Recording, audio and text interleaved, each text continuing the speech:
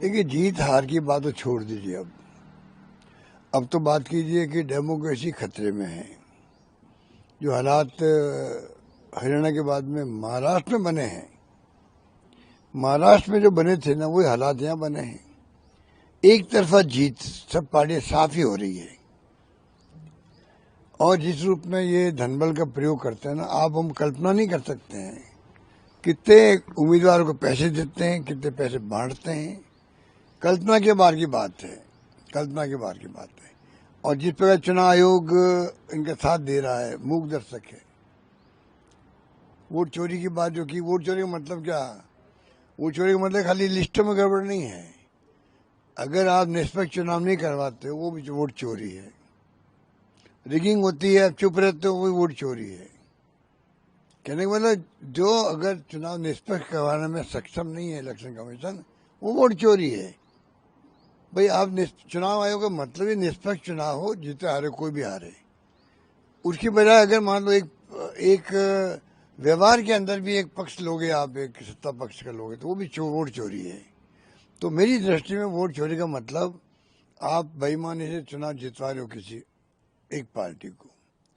Number एक, जो धनबल का प्रयोग लोग कर रहे हैं, धनबल का, वो तो कमाल के कर रहे हैं।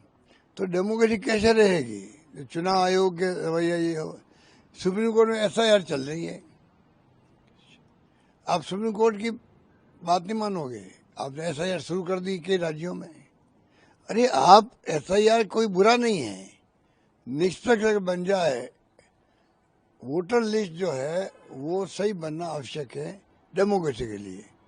आप यही कहते हो भाई हम उसके लिए कर रहे हैं, तो भाई क्यों नहीं आप जो है तमाम पॉलिटिकल पार्टी बुलाते, बात करते, सुझाव लेते, तो वो खुद आपको कोऑपरेट करते।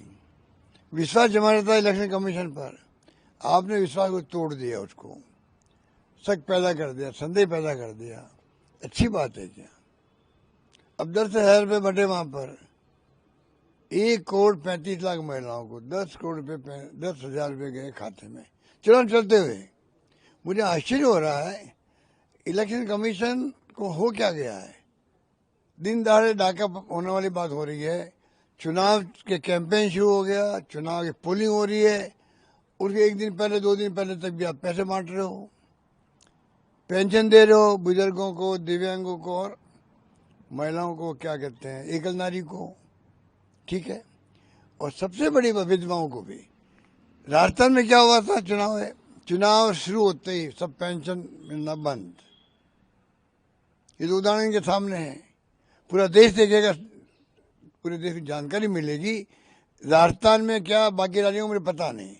राजस्थान के अंदर हमारे यहाँ पर जैसे ही चुनाव डिक्लेयर हुए, कोड ऑफ कंडक्ट लागू हुआ, हम मोबाइल बांट रहे थे 1,40,00,000 महिलाओं को। और स्कीम पहले की थी हमारी, बजट की घोषणा थी, तब भी उसने रोक दिया। 34 लाख हम बांट पाए। वहां क्या हो रहा है बिहार के अंदर?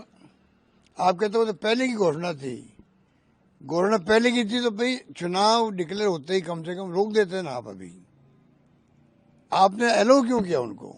ये मेरा आरोप है इलेक्शन कमीशन पर कि जिस प्रकार का वो व्यवहार कर रहा है।